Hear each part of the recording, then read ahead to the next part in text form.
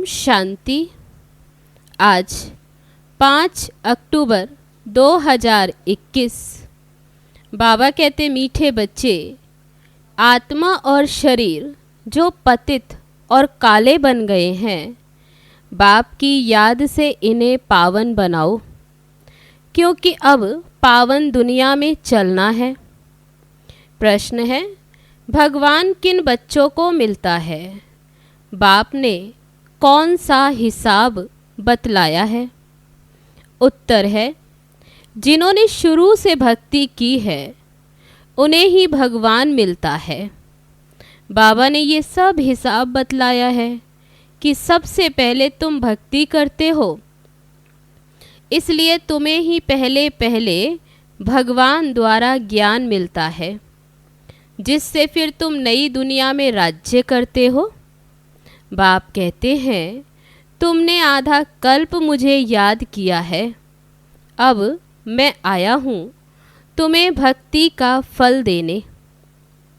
गीत है, मरना तेरी गली में, जीना तेरी गली में। ओम शांति। बच्चों ने गीत सुना? जब कोई मरते हैं तो बाप के पास जन्म लेते हैं। जानते हो, हम आत्माएं हैं। वह हो गई शरीर की बात। एक शरीर छोड़ फिर दूसरे बाप के पास जाते। तुमने कितने साकारी बाप किए? असल में हो तुम निराकारी बाप के बच्चे। तुम आत्मा परम पिता परमात्मा के बच्चे हो। रहने वाले भी वहाँ के हो, जिसको निर्वाण धाम व शांति धाम कहा जाता है। बाप भी वहाँ रहते हैं। यहाँ तुम आकर लौकिक बाप के बच्चे बनते हो, तो फिर उस बाप को भूल जाते हो। सतयुग में तुम सुखी बन जाते हो, तो उस पारलौकिक बाप को भूल जाते हो। सुख में उस बाप का सिमरण नहीं करते हो, दुख में याद करते हो।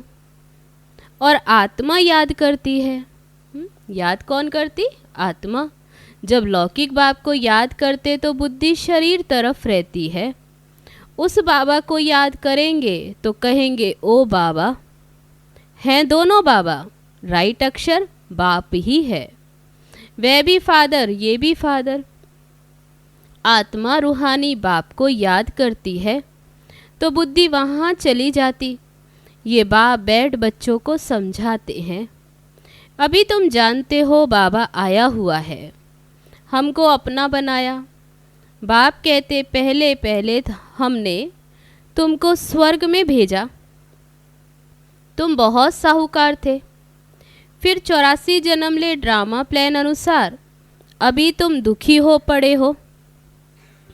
ड्रामा अनुसार ये पुरानी दुनिया खत्म होनी है। तुम्हारी आत्मा और ये शरीर रूपी वस्त्र सतो प्रधान थे। फिर गोल्डन एज से आत्मा सिल्वर एज में आई थी, तो शरीर भी सिल्वर में आया। फिर कॉपर एज में आए। अभी तो तुम्हारी आत्मा बिल्कुल ही पतित हो गई है, तो शरीर भी पतित। जैसे 14 कैरेट का सोना कोई पसंद नहीं करते, काला पड़ जाता है। तुम भी अभी काले आयरन एजिड बन गए हो। अब आत्मा और शरीर जो ऐसे काले बन गए, तो फिर पवित्र कैसे बने? आत्मा पवित्र बने तो शरीर भी पवित्र मिले। वह कैसे होगा? क्या गंगा स्नान करने से? नहीं। पुकारते ही हैं, हे पतित पावन आओ। ये आत्मा कहती है तो बुद्धि पारलौकिक बाप तरफ चली जाती है। हे बाबा, देखो बाबा अक्षर ही कितना मीठा है। भारत में ही बाबा बाबा कहते हैं। अभी तुम आत्म अभिमानी बन बाबा के बने हो। बाबा कहते हैं, मैंने तुमको स्वर्ग में भेजा था, नया शरीर धारण किया था। अब तुम क्या बन गए हो? ये बातें हमेशा अंदर रहनी चाहिए। बाबा को ही याद करना चाहिए। याद सब करते हैं ना। हे बाबा, हम आत्माएं पतित बन गई हैं, अब आओ आकर हमको पावन बनाओ। ड्रामा में यह भी पार्ट है। तब तो बुलाते हैं, ड्रामा प्लान अनुसार आएंगे भी तब जब पुरानी दुनिया से नई बनती है, तो ज़रूर संगम पर ही आएंगे। तुम बच्चों को निश्चय है, बिलविड मोस्ट बाबा कहते भी हैं स्वीट, स्वीटेस्ट। अब स्वीट कौन है? लौकिक संबंध में पहले फादर है जो जन्म देते हैं, फिर है टीचर। टीचर से पढ़कर तुम मर्तबा पाते हो। Knowledge is source of income कहा जाता है। ज्ञान है नॉलेज, योग है याद। तो बेहद का किसको भी पता नहीं। चित्रों में क्लियर दिखाया भी है। ब्रह्मा द्वारा स्थापना शिव बाबा कराते हैं। कृष्ण कैसे राजयोग सिखाएगा? राजयोग सिखलाते ही हैं सत्युग के लिए। तो जरूर संगम पर बाप ने सिखाया होगा। सत्युग की स्थापना करने वाला है बाबा। ब्रह्मा द्वारा कराते हैं, करावन हार है ना। वो लोग तो त्रिमूर्ति ब्रह्मा कह देते, परंतु ऊंच ते ऊंच शिव है ना। वह साकार है, वह निराकार है। सृष्टि भी यही है। इस सृष्टि का ही चक्र फिरता है, रिपीट होता रहता है। सूक्ष्म वतन की सृष्टि का चक्र नहीं गाया जाता। वर्ल्ड की हिस्ट्री, ज्योग्राफी रिपीट होती है। गाते भी हैं सत्युग, त्रेता, द्वापर, कलयुग। बीच में जरूर संगम युग चाहिए, नहीं तो कलयुग को सत्युग कौन बनावे। नरकवासियों को स्वर्गवासी बनाने बाप संगम पर ही आते हैं। जितनी पुरानी दुनिया उतना दुख जास्ती। आत्मा जितना तमो प्रधान बनती जाती उतना दुखी होती है। देवताएं हैं सतो प्रधान। ये तो highest authority, God fatherly government है। साथ में धर्मराज भी है। बाप कहते तुम शिवालय में रहने वाले थे, अब है वैश्यालय। तुम पावन थे, अब पतित बने हो, तो कहते हो हम तो पापी हैं, कपटी हैं। आत्मा कहती है ना, मुझ निर्गुण हारे में कोई गुण नहीं। कोई भी देवता के मंदिर में जाएंगे तो उनके आगे ऐसे कहेंगे, अपनी ग्लानि करते। कहना चाहिए बाप के आगे। उसको छोड़ ब्रदर्स को लगते हैं, देवी देवताओं के आगे ये गाते। ये देवताएं तो ब्रदर्स ठहरे ना। ब्रदर्स थे तो कुछ मिलना नहीं। भाइयों की पूजा करते करते तो नीचे गिरते आए। अब तुम बच्चे जानते हो कि बाबा आया हुआ है, उससे हमको वर्षा मिलता है। बाकी मनुष्य तो बाप को जानते ही नहीं, सर्वव्यापी कह देते हैं।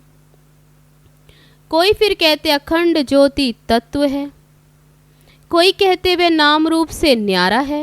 अरे तुम कहते हो अखंड ज्योति स्वरूप है, फिर नाम रूप से न्यारा कैसे कहते हो? बाप को ना जानने के कारण ही पतित बन पड़े हैं। तमो प्रधान भी बनना ही है। फिर जब बाप आए तब सबको पावन बनाए। आत्माएं निराकारी दुनिया में सब बाप के साथ रहती हैं। फिर यहाँ आकर सतो रजो तमो का पार्ट बजाती। आत्मा ही बाप को याद करती है। बाप आते भी हैं, कहते हैं ब्रह्मा तन का आधार लेता हूँ। ये है भाग्यशाली रथ। बिगर आत्मा रथ थोड़े ही होता है। कहते हैं भागीरथ ने गंगा लाई। अब ये बात तो हो नहीं सकती, परंतु कुछ भी समझते नहीं कि हम कहते क्या हैं। अभी तुम बच्चों को समझाया है, ये है ज्ञान वर्षा। इससे क्या होता है? पतित से पावन बनते हैं। गंगा जमुना तो सत्युग में भी होती। कहते हैं कृष्ण जमुना के कंठे पर खेल पाल करते हैं। ऐसी कोई बातें हैं नहीं। वह तो सत्युग का प्रिंस है। उसकी बहुत संभाल से पालना होती है, क्योंकि फूल है ना। फूल कितने अच्छे सुंदर होते हैं। फूल से सभी आकर खुशबू लेते हैं। कांटों से थोड़ी कोई खुशबू लेंगे। अभी तो है ही कांटों की दुनिया। जंगल को बाप आकर गार्डन ऑफ फ्लावर्स बनाते, इसलिए उनका नाम बबूल नाथ भी रख दिया। कांटों से फूल बनाते हैं, इसलिए महिमा गाते हैं कांटों को फूल बनाने वाला बाबा। अब तुम बच्चों का बाप के साथ कितना लव होना चाहिए। जो कांटों से फूल बनाते, तो बाबा कहते ऐसे बाप से कितना लव होना चाहिए। अभी तुम जानते हो हम बेहद के बाप के बने हैं। अभी तुम्हारा संबंध उनसे भी है तो लौकिक से भी है। पारलौकिक बाप को याद करने से तुम पावन बनेंगे। आत्मा जानती है वह हमारा लौकिक बाप और यह पारलौकिक बाप है। भक्ति मार्ग में भी आत्मा जानती है वह हमारा लौकिक बाप और ये गॉड फादर है। अविनाशी बाप को याद करते हैं।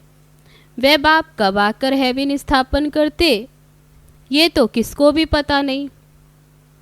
बाप आते ही हैं पतितों को पावन बनाने, तो जरूर संगम पर ही आएंगे। शास्त्रों में तो कल्प की आयु लाखों वर्ष लिखकर मनुष्यों को बिल्कुल घोर अंधियारे में डाल दिया। कहते हैं जो बहुत भक्ति करते हैं उन्हें भगवान मिलता है। तो सबसे जास्ती भक्ति करने वाले को जरूर पहले मिलना चाहिए। बाप ने हिसाब भी बतलाया है। सबसे पहले भक्ति तुम करते हो। तुमको ही पहले पहले भगवान द्वारा ज्ञान मिलना चाहिए, जो फिर तुम ही नई दुनिया में राज्य करो। बेहद का बाप तुम बच्चों को ज्ञान दे रहे हैं, इसमें तकलीफ की कोई बात नहीं। बाप कहते तुमने आधा कल्प याद किया, सुख में तो कोई याद करते ही नहीं। बाबा कहते सत्युग त्रेता सुख में कोई याद नहीं करते। अंत में जब दुखी हो जाते तब हम आकर सुखी बनाते हैं। अभी तुम बहुत बड़े आदमी बनते हो। बाबा कहते तुम बहुत बड़े आदमी बनते। चीफ मिनिस्टर, प्राइम मिनिस्टर आदि के बंगले देखो कितने फर्स्ट क्लास होते। सारा फर्नीचर ऐसा फर्स्ट क्लास होगा। तुम तो कितने बड़े आदमी, क्या देवता बनते हो। दैवी गुण वाले देवता, स्वर्ग के मालिक बनते हो। वहाँ तुम्हारे लिए महल भी हीरे जवाहरों के होते हैं। वहाँ तुम्हारा फर्नीचर सोने जड़ित का फर्स्ट क्लास होगा। ये है रुद्र ज्ञान। शिव को रुद्र भी कहते। जब भक्ति पूरी होती है तो भगवान रुद्र यज्ञ रचते हैं। सतयुग में यज्ञ अथवा भक्ति की बात ही नहीं। इस समय ही बाप ये अविनाशी रुद्र ज्ञान यज्ञ रचते हैं, जिसका ही फिर बाद में गायन चलता। भक्ति तो सदैव नहीं चलती रहेगी। भक्ति और ज्ञान, भक्ति है रात, ज्ञान है दिन। बाप आकर दिन बनाते हैं। तो बच्चों का भी बाप के साथ कितना लव होना चाहिए। बाप हमको विश्व का मालिक बनाते हैं। मोस्ट बिलविड बाबा है ना, उनसे ज़्यादा प्यारी वस्तु तो कोई हो न सके। आधा कल्प से याद करते आए, बाबा आकर हमारे दुख हरो। अब बाप आए हैं, समझाते हैं बच्चे, तुम्हें अपने ग्रस्त व्यवहार में रहना ही है। यहाँ बाबा के पास कहाँ तक बैठेंगे। साथ में तो परम धाम में ही रह सकते हैं। बाबा कहते साथ में तो परम धाम में ही रह सकते हैं, यहाँ तो नहीं रह सकते। यहाँ तो नॉलेज पढ़ने की है। मधुबन में आए तो बाबा कहते सोचें यहाँ रह जाएं। यहाँ तो नॉलेज पढ़ने आते हो। नॉलेज पढ़ने वाले थोड़े होते हैं। लाउड स्पीकर पर कभी पढ़ाई होती है क्या। टीचर सवाल कैसे पूछे, लाउड स्पीकर पर रेस्पॉन्ड कैसे दे सके। इसलिए थोड़े थोड़े स्टूडेंट को पढ़ाते हैं।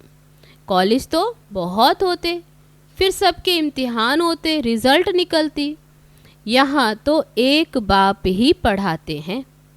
ये भी समझाना चाहिए कि दो बाप हैं, लौकिक और पारलौकिक। दुख में सिमरण उस पारलौकिक बाप का करते हैं। अब वह बाप आया हुआ है। महाभारत लड़ाई भी सामने खड़ी है। वह समझते हैं महाभारत लड़ाई में कृष्ण आया। अब ये तो हो न सके, बेचारे मूंझे हुए हैं, फिर भी कृष्ण कृष्ण करते रहते। अब मोस्ट बिलविड शिव भी है तो कृष्ण भी है, परंतु वह है निराकार, वह है साकार। निराकार बाप सभी आत्माओं का बाप है दोनों मोस्ट बिलविड। कृष्ण भी विश्व का मालिक है ना। अभी तुम जज कर सकते हो कि जास्ती प्यारा कौन। शिव बाबा ही ऐसा लायक बनाते हैं ना। कृष्ण क्या करते हैं, बाप ही तो ऐसा बनाते हैं ना। तो गायन भी जास्ती उस बाप का ही होना चाहिए ना। बाबा कहते गायन योग्य ऐसा बनाने वाला तो बाप है। बाप ने समझाया तुम सब पार्वतियाँ हो। ये शिव अमरनाथ तुमको कथा सुना रहे हैं। तुम ही सब अर्जुन हो, तुम ही सब द्रौपदियाँ हो। इस विशेष दुनिया को रावण राज्य कहा जाता। वह है वाइसलेस वर्ल्ड, विकार की बात नहीं। निराकार बाप विकारी दुनिया रचेंगे क्या। विकार में ही दुख है। सन्यासियों का है हठ योग, निर्वृत्ति मार्ग। कर्म सन्यास तो कभी होता ही नहीं। वह तब हो जब आत्मा शरीर से अलग हो जाए। गर्भ जेल में फिर कर्मों का हिसाब शुरू हो जाता। बाकी कर्म सन्यास कहना ये रॉन्ग है। हठयोग आदि तो बहुत सीखते, गुफाओं में जाकर बैठते, आग से भी चले जाते। रिद्धि सिद्धि भी बहुत है, जादूगरी से बहुत चीजें निकालते हैं। भगवान को भी जादूगर, रत्नागर, सौदागर कहते, लेकिन उनसे कोई को गति सदगति तो नहीं मिल सकती। वह तो एक ही सच्चा सतगुरु आकर सबकी गति सदगति करते हैं। अच्छा, मीठे मीठे सिक्के लदे बच्चों प्रति माता पिता बाप दादा का याद प्यार और गुड मॉर्निंग। रूहानी बाप की रूहानी बच्चों को नमस्ते। हम रूहानी बच्चों की रूहानी बाप दादा को नमस्ते नमस्ते। ओम शांति। अब है धारणा के लिए मुख्य सार। पहली पॉइंट, कांटों से फूल बनाने वाले मोस्ट बिलविड एक बाप हैं। उसे बहुत लव से याद करना है।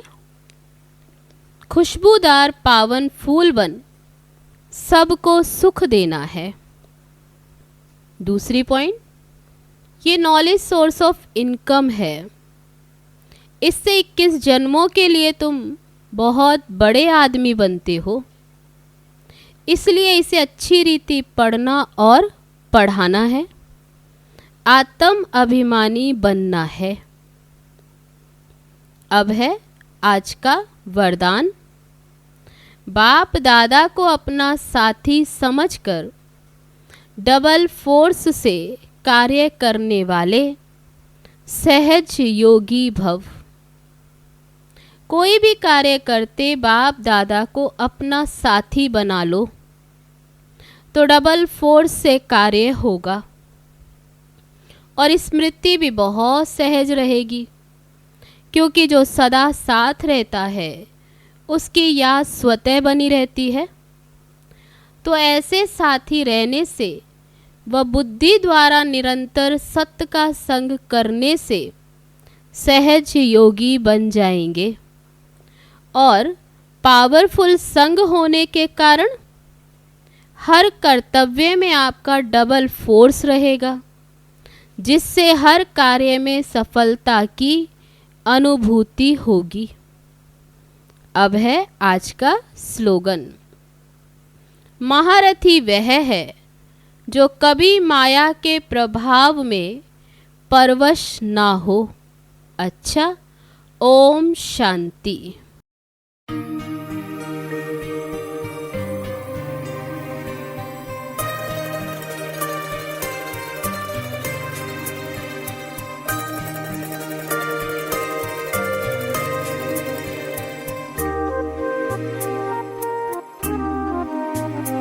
जो प्यार मिला मुझे तुमसे,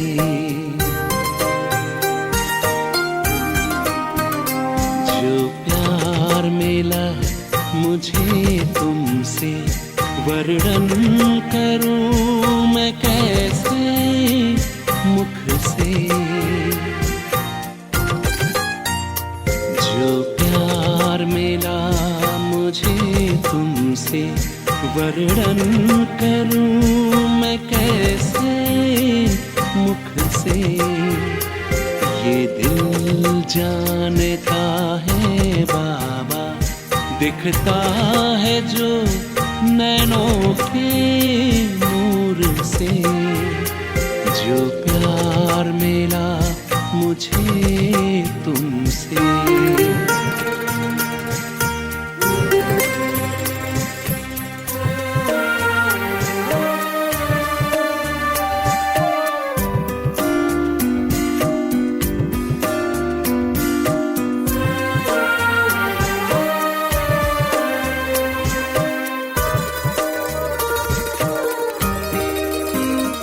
मुझको इतना सम्मान दिया, मेरे लाडले कह दुलार दिया।